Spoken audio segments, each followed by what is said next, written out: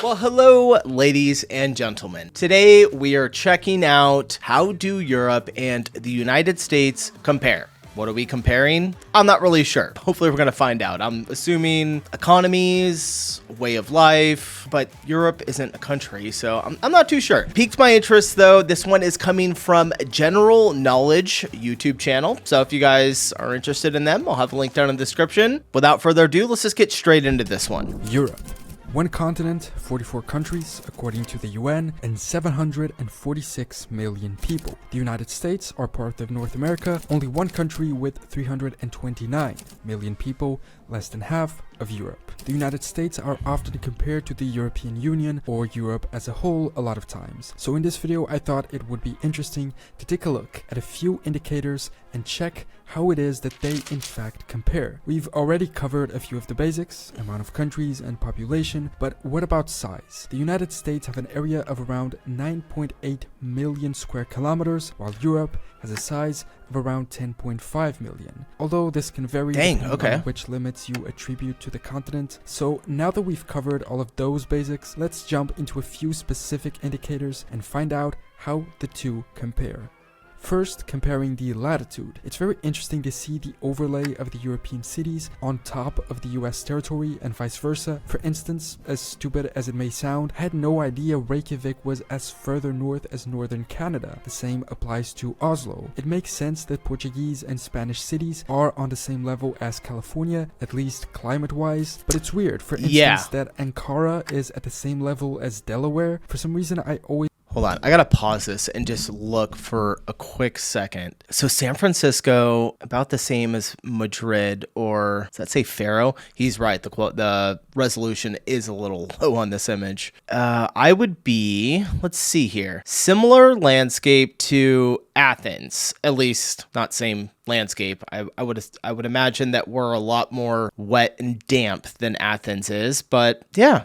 That's pretty interesting. Oh, wait, no. I'm looking at this backwards. I'm being retarded. Hold on. Oh, they don't have Tennessee on here. What would be closest to me? Maybe Atlanta? Okay. I'd be all the way down here. That's nuts. I had no idea. Always thought, I guess it kind of makes sense. All right, let's keep going. Always thought it was so much further south. It's also strange to see that Los Angeles is on the same latitude as Algeria in North Africa, or that New York is at the same latitude as Azerbaijan. Speaking of Portugal, Spain, and California, how do the US and Europe compare when it comes to the hours of sunlight they get every year? Through this map, we understand that the Southwest USA gets more hours of sun than anywhere in Europe, over 3,500 a year. Dang. And unlike Europe, there's nowhere in the US that gets less than 1,800 hours of sun, as is the case in many areas of Europe, those in light green, blue, and dark blue. Hey, he doesn't have Alaska on the map, so we would have some areas that have that low amount of sunlight. I would imagine that Alaska is probably similar to,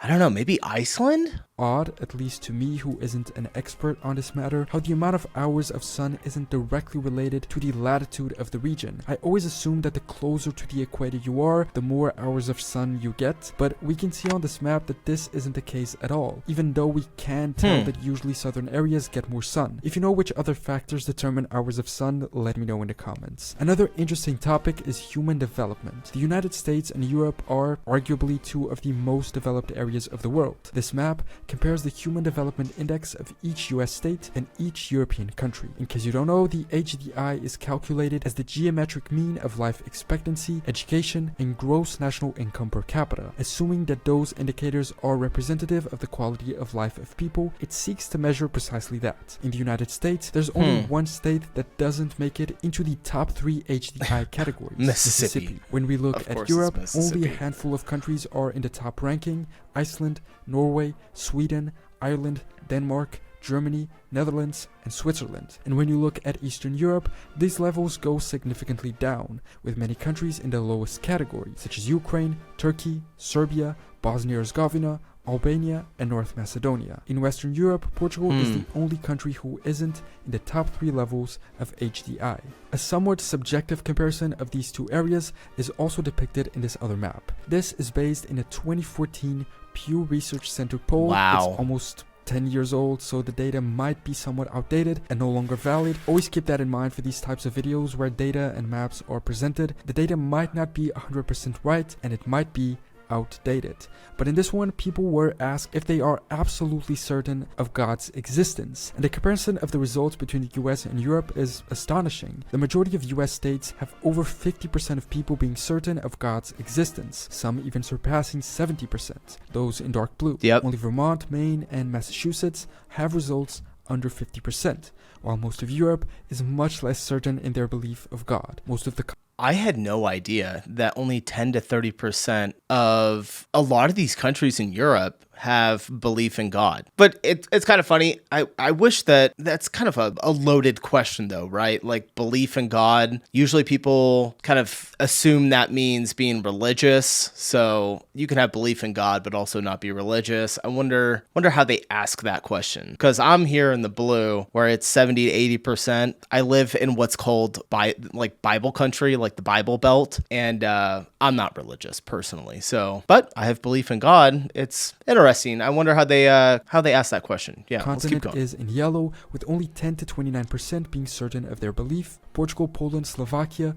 Lithuania, and Ukraine, along with Bulgaria, go up to 30 or 49%, but still not reaching over half of the population. The rest of the Balkans is more religious, but it's only Georgia and Armenia who reach the dark blue level. There's a few countries missing from this map, those in gray. If you have any idea Georgia how and religious Armenia. they are, leave a comment below. Another interesting thing we can compare are age restrictions in the US and Europe. Age restrictions can be applied to driving, voting, tobacco, or alcohol purchases. Many of these change often, so be aware these might not be correct at the moment you watch. When it comes to driving, the US government allows people to drive at a much younger age. In South Dakota, it says you can drive at 14 years and 6 months. That's kind of crazy if it's true. The oldest driving age in the US that is true. seems to be New Jersey at 17. While in Europe, the vast majority of countries has a 18 years minimum driving age. Only the UK, Iceland, Hungary, and Georgia have lowered it to 17. When it comes to voting, I didn't 18 know is that. common all around.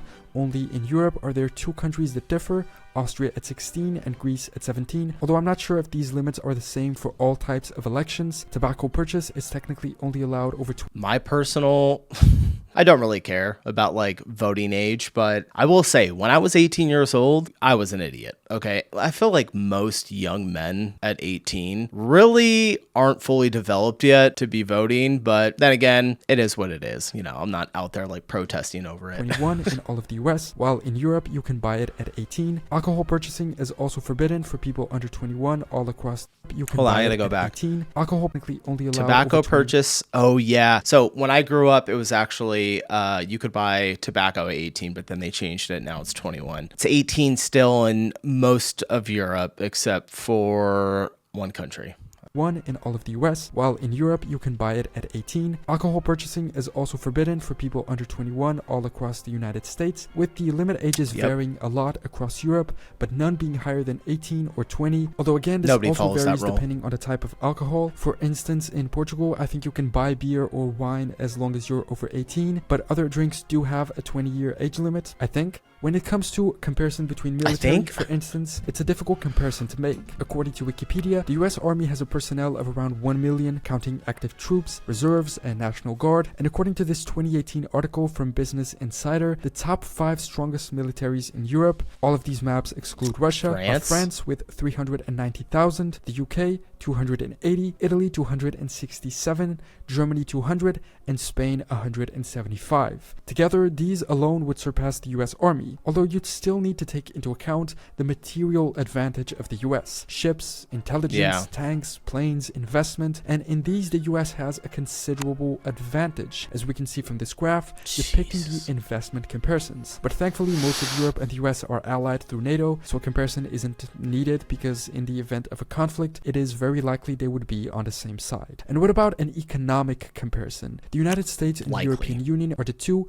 largest economies globally in nominal terms. In recent years, only in 2011 did the European Union have a higher GDP than the US. Keep in mind this excludes non-EU Europe. The US's GDP per capita is 63,000, while in the EU it's 33.